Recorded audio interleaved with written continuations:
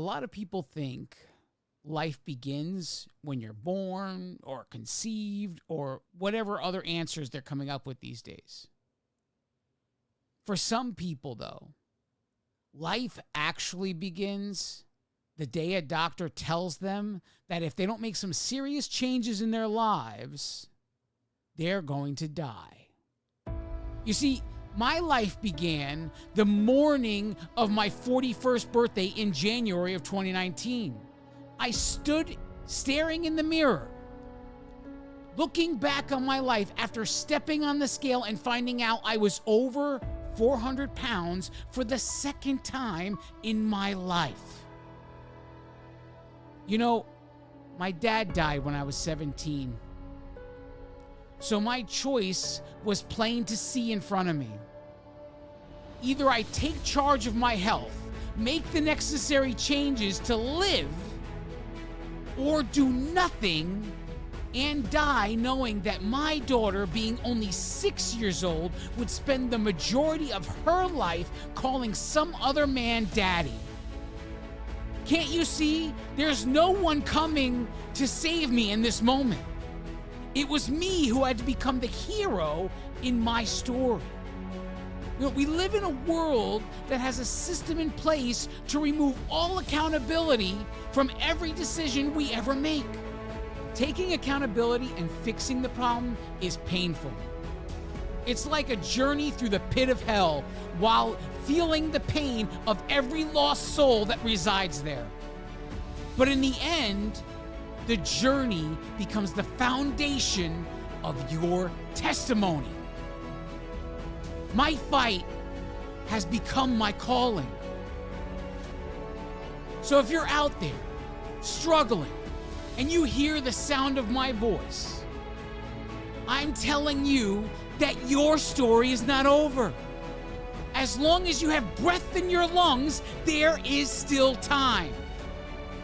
But it's your fight, your story, your moment to stand up and do what heroes do. It's a long road ahead, and it sucks. And maybe you're thinking you can't do it. But I'm here to tell you that you have all the tools you need. You always have, and you always will, because you are enough. And most of all, you are worth it.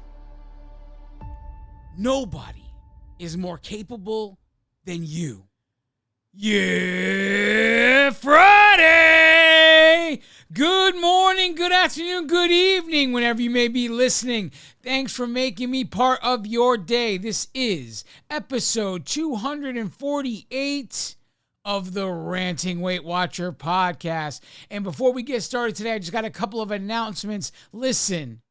If you're really serious about trying to become healthy and you're really serious about finding a real support system with real people who are really doing the work, then you need to be at Coach Sophie F's 9 a.m. Eastern Standard Time workshop every Saturday morning. It's a virtual workshop, 9 a.m. Eastern Standard Time. All of the people in this room are really working hard to become the greatest versions of themselves. They show up week after week after week. And there's no excuses. When there's something going on, they own it. When there's something going good, they own it. It is just a bunch of people doing the work as close to trying to make it as consistent as possible, doing their best in every single way you can possibly imagine.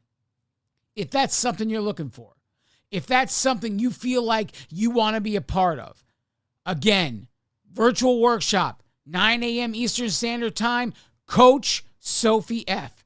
Be there. Another exciting announcement I want to make today is I received an email from YouTube saying that I hit the 500 subscriber mark today. So I want to celebrate that. Thank you for all the new subscribers. Man, I really feel like I want to say, I'm really trying to think here, that it was at least, let's say 4 weeks, right? So we'll say beginning of August sometime that I looked at the YouTube page, and really, I want to say the number was 185 subscribers. Maybe I'm going crazy, or maybe there's something going on, a divine intervention, call it whatever you want, and there's an influx of new subscribers. Unless I completely missed it and it's been climbing for a while, I don't know. But I really feel like just a few weeks ago, it said 185, and now it says 509 last I checked. And I mean, hey, look, I just want to celebrate you guys. Thank you for subscribing. Look, if you guys like what you hear, click that little like button.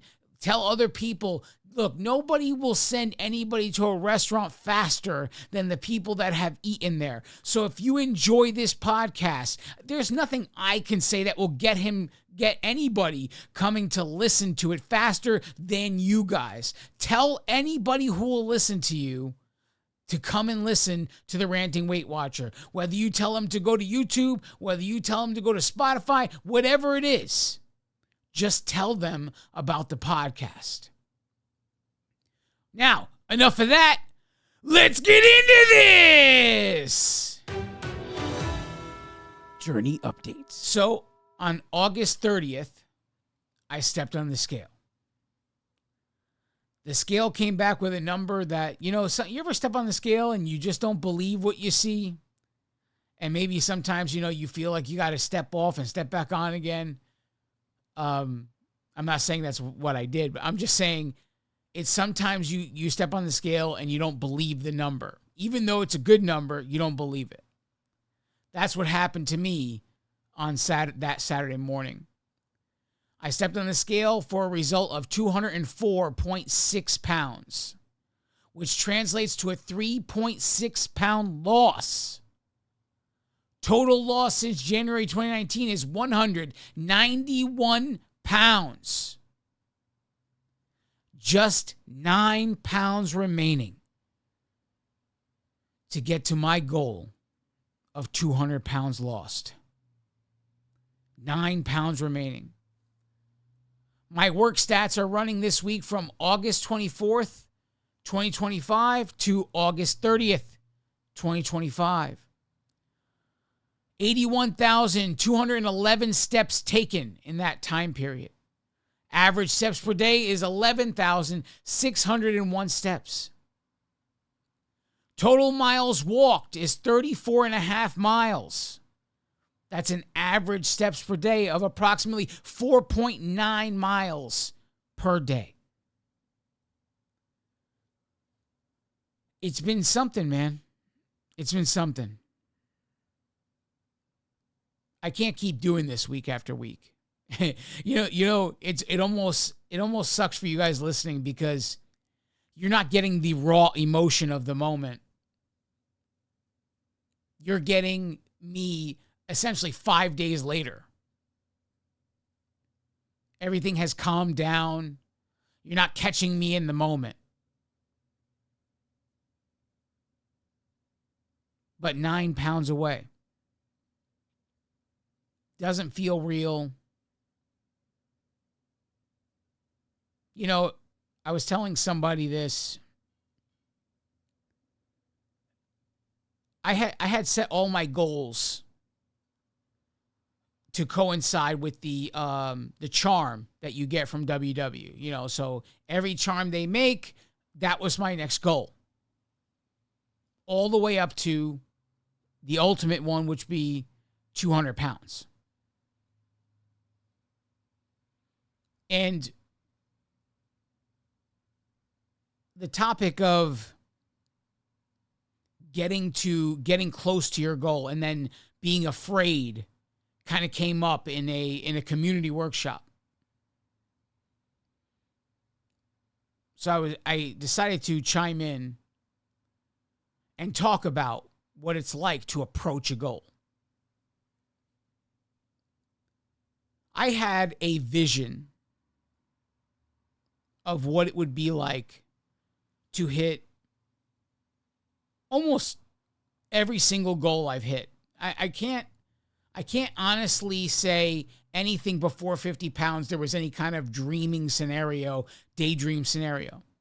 But since the 50-pound charm, I could easily say there has been this approach where I have some, what will it feel like when I get here? And, just the thought of these moments. We're talking about 50-pound charm, 75, 100, 125, 150, and 175. All of those charms have come and gone. And I had some kind of dream scenario of what it would be like on the morning I stepped on the scale and realized I hit that goal.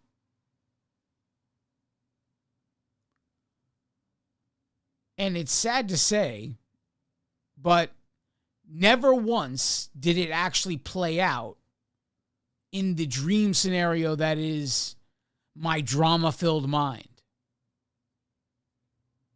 I mean, there was no confetti falling from the ceiling, no balloons, nothing.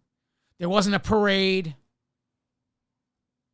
It was just me and the scale and a number that I had been longing for. And then there was a sense of getting back to work.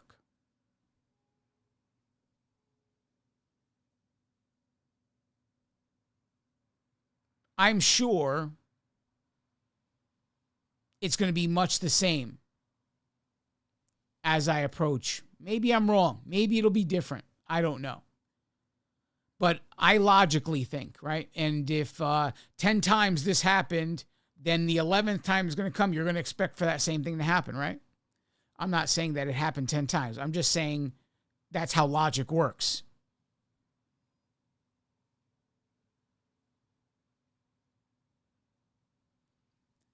But I could easily say I'm on the doorstep. I'm on the doorstep to the big goal. The big goal.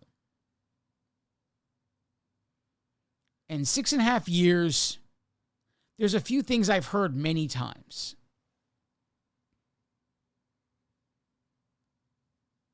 And a lot of those things are wonderful things to hear. You're so inspiring. So you motivate me so much, and your story is so inspirational. All these wonderful things you hear.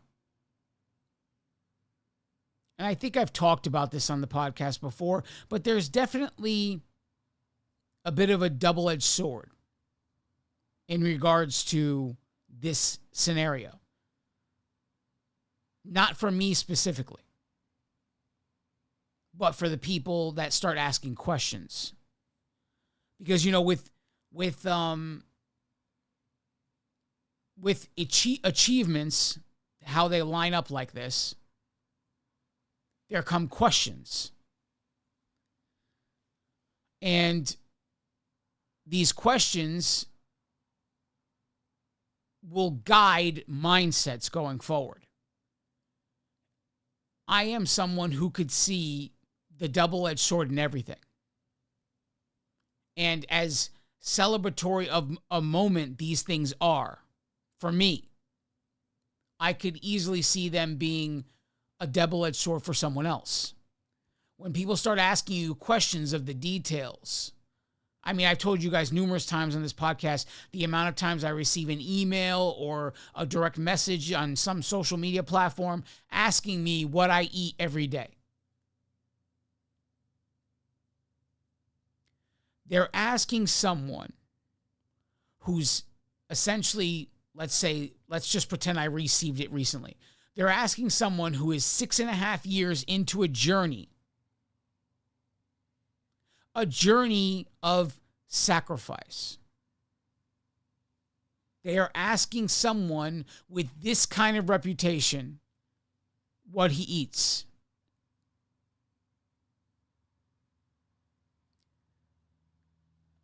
And I think that this is starting to do a disservice in a lot of ways. Now, there are many that would say, well, that's up to the person listening to you, whether or not they're going to allow this to be a disservice. That doesn't mean I wouldn't want to try and prevent it. Okay? I understand that it's up to them. But it doesn't mean I wouldn't want to try to prevent it. Because what is the truth here? If someone asks me today, oh, how do you eat? I would tell them I eat a whole, primarily animal-based lifestyle.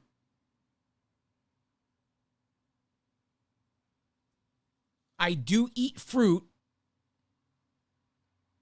on specific days of the week, whatever it is, I do eat fruit. So the majority of the food I eat is animal-based. When people see how little of certain food groups that I eat,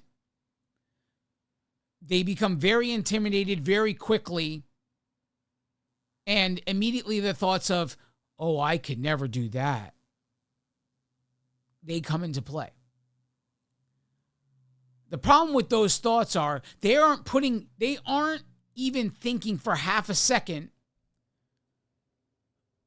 where am I in my journey, and where was he at this time, and what was he eating, and when we were at the same level, what was he eating then? They don't think to ask that. They just think, wow, you're 191 pounds down. Can you tell me what you eat in a day? But I did the work. I took 6.5 years to create real change.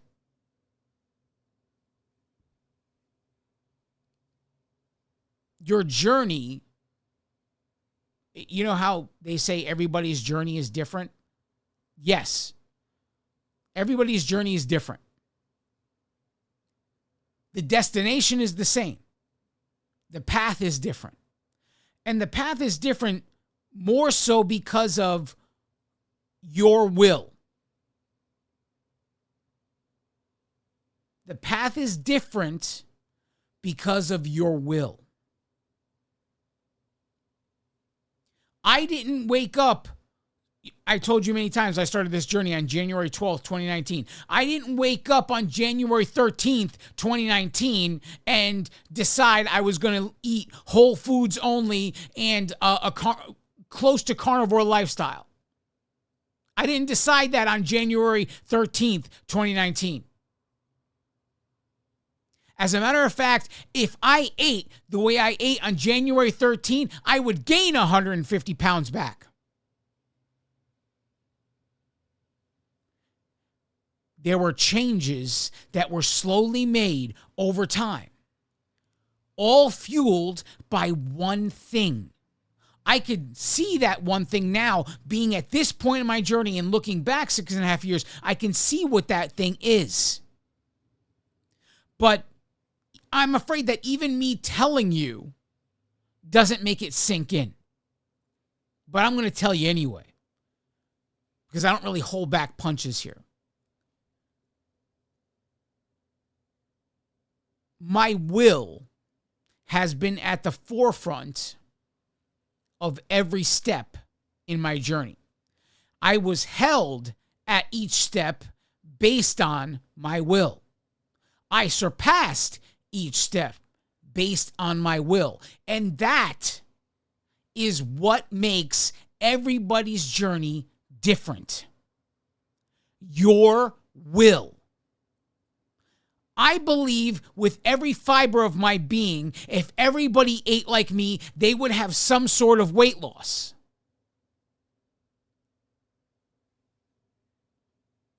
The amount I can't guarantee. That they would have weight loss, I can guarantee.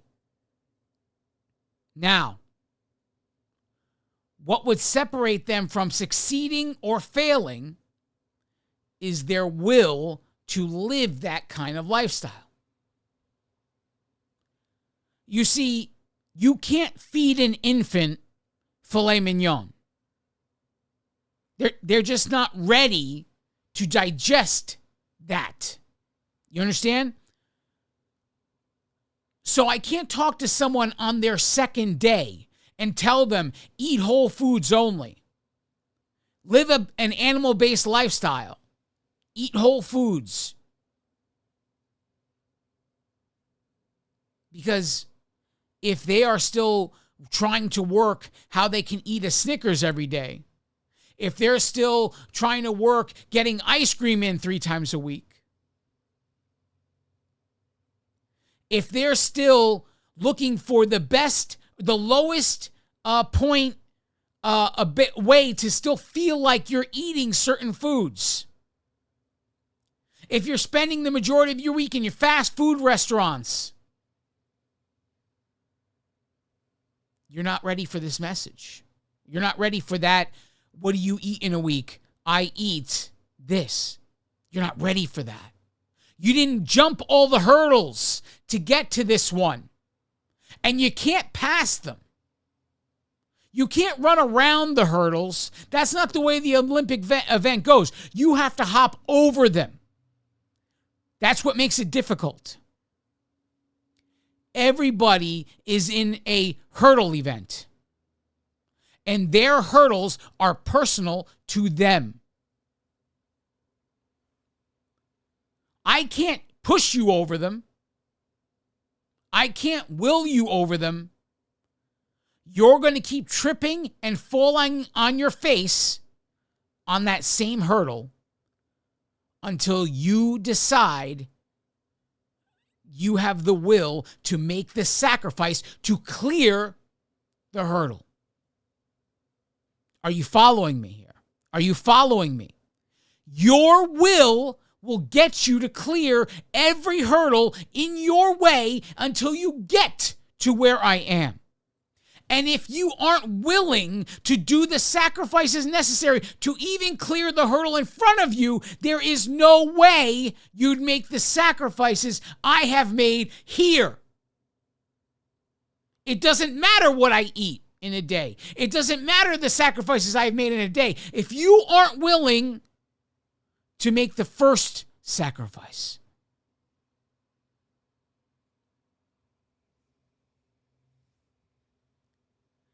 everything is a step. And those steps pertain to what you struggle with. There's people in this world, they don't struggle with eating sugar. There's people in this world, they struggle with salty snacks like chips and all kinds of things. I was a sandwich guy. I've told you this before. This is not news. I was a guy, I didn't go for, in the middle of the night, if I woke up at 2 o'clock in the morning and I wanted something to eat, this is when we're talking about 400-pound me, okay? 350-pound me. When there was that version of me walking this planet, this version would wake up in the middle of the night and want a sub. I'd want a sandwich.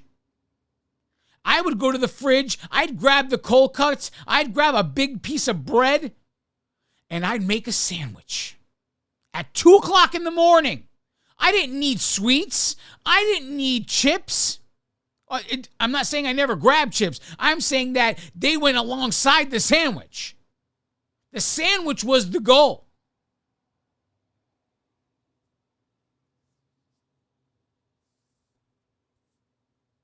I was a sandwich guy.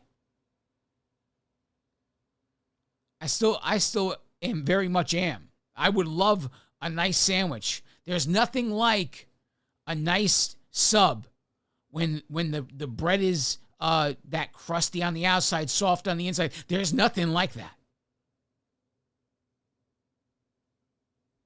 I mean, you could put anything in there. Well, anything not green. But that's me. That's who I am. That's what I wanted all the time. To me, the guy that invented the sandwich, his name was Earl Sandwich. To me, he's somebody I thank God for. You want to laugh. I thank God for that man because the sandwich was my thing. I don't eat sandwiches so much anymore. I don't eat much bread so much anymore. If I go out to a restaurant and I want a sandwich, I'll get a sandwich. But I don't do that anymore. I've made the sacrifices along the way to get to the point where saying no to bread is possible.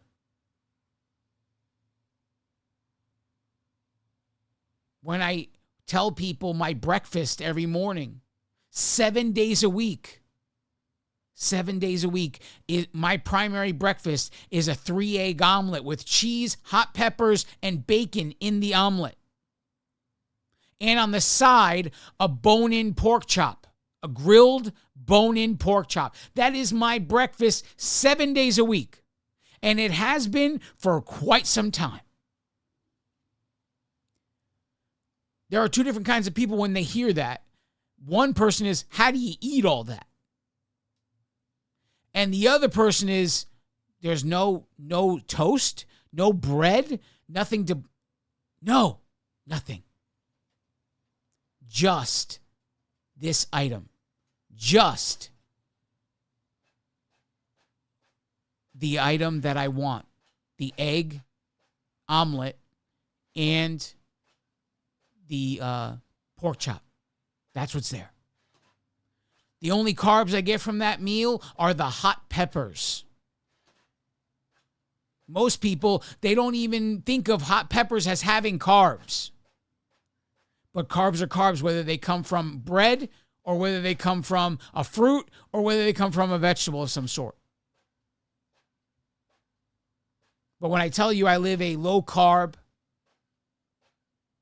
high protein, animal-based lifestyle, it took essentially 5.5 to 6 years to get here.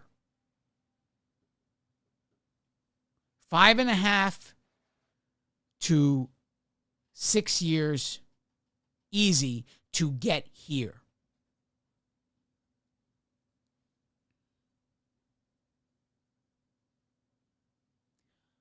I can't talk to day 2 guy and tell him this, because immediately he go, I can't do that. And then, God forbid, the even more dangerous thought would be, I'll never get to my goal because I'm not willing to do that. The even more dangerous thought. This is the thin line that is sharing things about my journey currently. That's the thin line. That's where it is. Because people don't understand. They haven't come along the journey. They haven't seen every sacrifice over the last 247 episodes. They haven't seen it. They don't understand. They can't fathom a world without X thing, item, whatever that is. They can't fathom a world without it. You hear me say how many times, how many podcasts have you heard me say, nothing changes unless you change? The key is deciding what you're willing to change.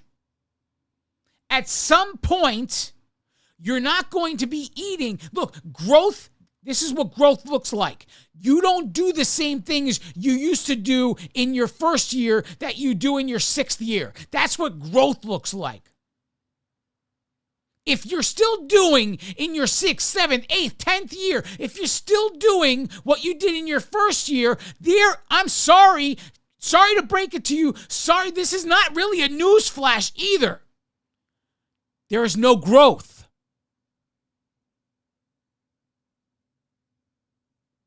If you still have the same struggles in the first year, in your 10th year, there is no growth. What happened? What did you do with your time? And so people like me sound extreme in these moments. In reality, how many times have you heard me say it? The only thing in your way to get everything you want in this world is your will to make the sacrifices necessary to get there. Your will.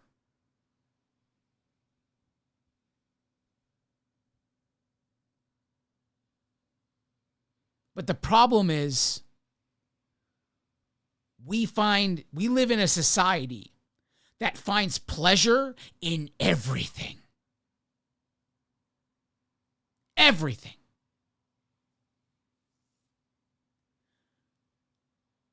The society we live in is so intricately designed. They have studied how we react to things, so much so that they can cause miniature dopamine hits just from getting a like on a post. And then a bigger dopamine hit if you get a comment on a social media post. It feels good. And now my older crowd is going, well, I don't use social media. You get that same dopamine hit when you're tasting ice cream. That same dopamine hit when you go to McDonald's and have that one thing you've been craving. When you go to have that slice of pizza you've been wanting so badly. When we build things up in our mind and then we get it. There's pleasure involved in that. And the same dopamine that gets released during intercourse is being released for other things. The same dopamine, you're watching a reel of somebody else's transformation. The same dopamine runs through your veins as if you accomplished the exact same feat that you just watched. If you made the exact same transformations in your life, you go through the same dopamine cycle. We are a pleasure-crazed society. We are constantly seeking it, whether we are getting it from food, whether we're getting it from alcohol, whether we're getting it from drugs, pornography, TV shows, movies, music. You can't just watch one episode anymore. Now you're binge watching an entire season that just got released a day ago. It used to take months to watch a TV show now. Then, years ago. Now it takes 1 weekend. And a bunch of your time just gone. And the water cooler talk. The water cooler talk that used to happen over weeks and weeks and weeks and weeks of time of a TV show that came out only once a week is now gone in one Monday. You binge watched from Friday to Sunday night. You woke up, you went to work on Monday. Oh, did you watch this series on Netflix? Season 6 just came out. I binge watched it the entire weekend. After that, what are you doing? You're seeking the next pleasure cycle, is what you're doing. Now, the people who listen to me, my primary pleasure seekers, they're looking for food. And you've heard me also say, it is so important to detach emotion from food. But we live in a society that normalizes it. That's why I fear that this will never be separated. We live in a society that normalizes emotion being attached to food. And this is why the attachment will always be there. If you put as much care into your gas tank in your car as you do in your mouth, you'd probably be living in a different world. What do? You don't give two crap. You don't give a crap what you're putting in your tank. As long as it's cheap. That's the one requirement. Cheap. And you got to know, in 2025, you got to know that the super or the high octane gasoline, your car is going to run better on that than it is on the 87. You got to know in 2025. If you don't know that by now, you either just got your license yesterday or I don't know what rock you've been hiding under. You can literally feel the difference in performance of the same car by simply filling it with a different kind of fuel. But that never comes into consideration because it's too expensive. But when your body is the machine, your body,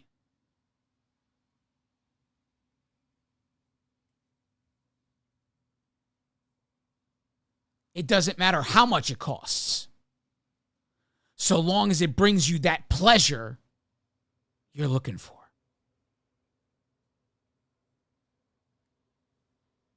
What is it? 2 Timothy chapter 3. There'll be lovers of pleasure rather than lovers of God. We can change that to anything, and it would easily expose anyone.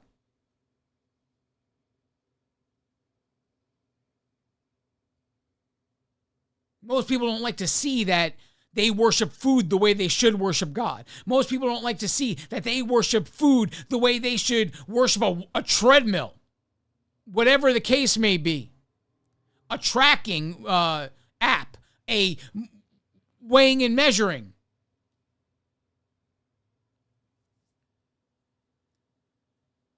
We can draw the lines however we want. We can make the parallel here. It doesn't have to be pleasure or God. They will choose pleasure over health.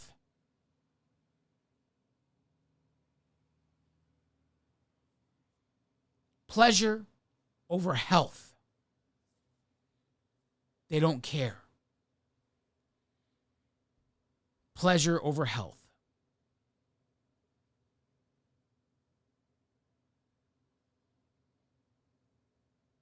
And we were told that our body's a temple.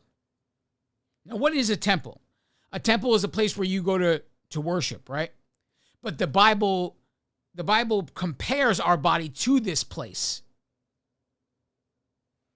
That our body is a temple for the Holy Spirit to dwell there. You wouldn't go to your local church and throw garbage all over the place and treat it like this, like it's your closet when you're trying to kick stuff in there and clearly clear out a room real quick. You wouldn't treat the church that way. But treating your body that way, so long as it gives you pleasure on the way down, it doesn't matter what goes down there. As long as it gives you a dopamine hit, it makes you feel a little happy as it goes down past your tongue, it doesn't matter what. The more overwhelming majority of us on this planet are slowly killing ourselves with poison we bought ourselves from a supermarket, from a fast food restaurant. We're slowly killing ourselves and we don't care because what we put in our mouth right now, right this minute, gives us pleasure. And that pleasure only lasts a second. And then you look for more because that's not enough. You look for more. And they're so good at designing this stuff, they make it so that you actually feel like you want more. The ingredients and the scientific experiments that these foods are create the desire for more pleasure. We can't get away from it. And the deeper, the more we interact.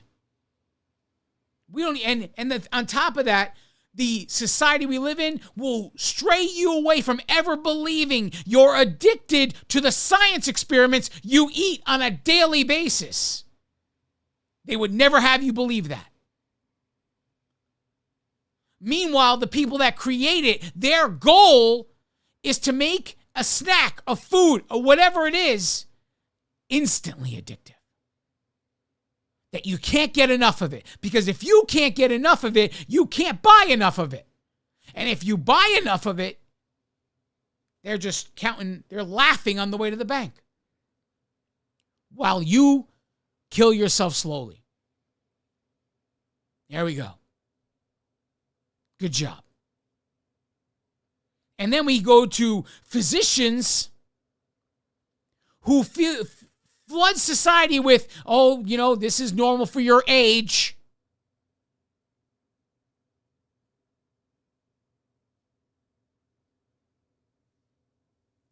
No consideration of how nutrition can transform a life there.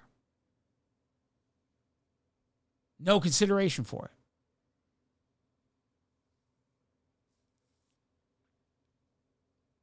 No, it's okay. You do what you do. This is just part of aging. Let's give you this medication. Months down the road, years down the road, that medication no longer works. Let's adjust the medication. That no longer works. Let's change the medication. Every single time they add, every single time they change, it's doing something to the inside of your body because your organs were never designed to sit for how long taking medication like this. But the source of it ensures the need for the medication. The overwhelming majority can be changed forever with something as simple as a lifestyle change. But we can't get past the sacrifice needed to even get past the first hurdle.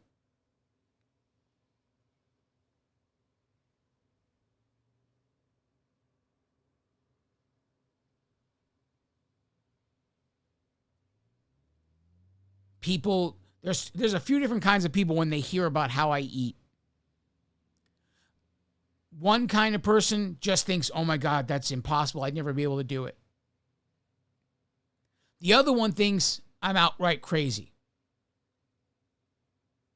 It doesn't need to be like that. You're crazy. You're extreme. And it doesn't matter how high the number goes. 191, 192, 193, all the way to 200. They'll tell themselves, I'm crazy, because that makes them enable themselves to continually seek pleasure from poison. They never have to face the accountability that they essentially killed themselves over many decades of time by slowly poisoning themselves. They don't want to have to figure that out and then realize how much they have to correct. Because just following the number of points, it works until it doesn't. You can eat whatever you want within your points. It works until it doesn't. Now it's time to make a sacrifice. And then, some people are going to say, hey, okay, I'll switch some things out. I won't have some things that often anymore.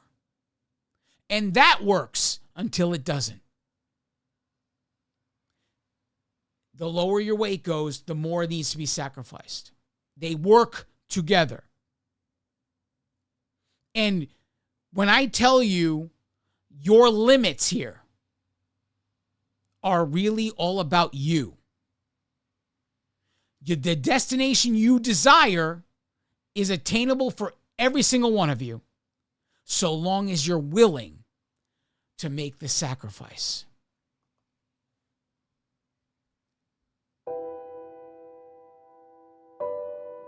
I guess what I need you to really think about here as I close out. How long have you been doing things your way? How long have you been looking at people like me who are willing to sacrifice whatever it takes to get to where they're going? How long have you been calling those people crazy? How long have you been calling what they're doing unnecessary? While you do what you do and don't get the same place. And then how long have you been lying to yourself, being okay with where you're at? How long have you been lying to yourself thinking, this is as far as I go? I'm comfortable where I am. How long do you make all of these exceptions? How long do you keep doing things your way and fighting what is so obviously needing to be done before you come to the end of yourself and say, you know what? I'm done. I'm done. I'm done with all of it. Enough is enough. It's time to make the real sacrifice. The real moves. The real work needs to begin now. How long will it continue before it's too late? Because there's a magical point. And it's not because it's actually too late. It's going to be because you don't think you have that many years left, and you might as well keep the pleasure that these things give you. There's that magical line that tells you, I'm not worth the fight anymore. I'd rather keep the pleasure and just die happy. That's the line I'm talking about. That is the final limitation. That is the end. How can we get you to make your changes, make your sacrifices, make the choice for you, for life, before you reach that magical line?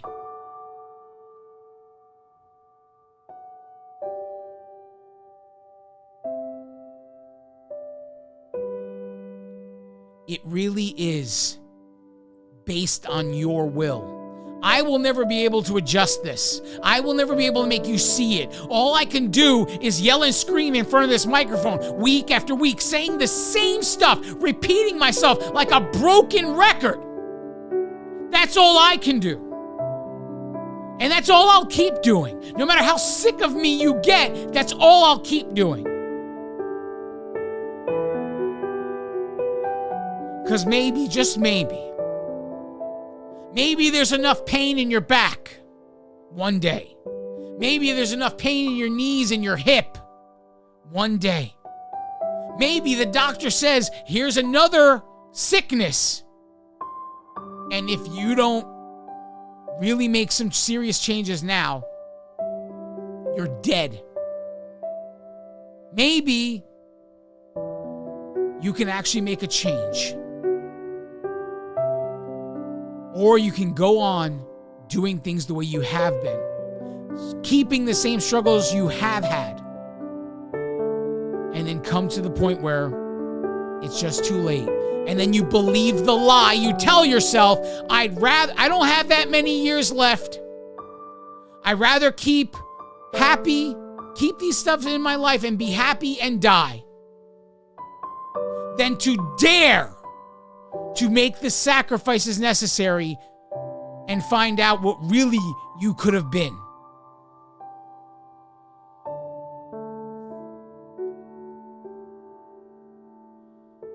It's all up to you.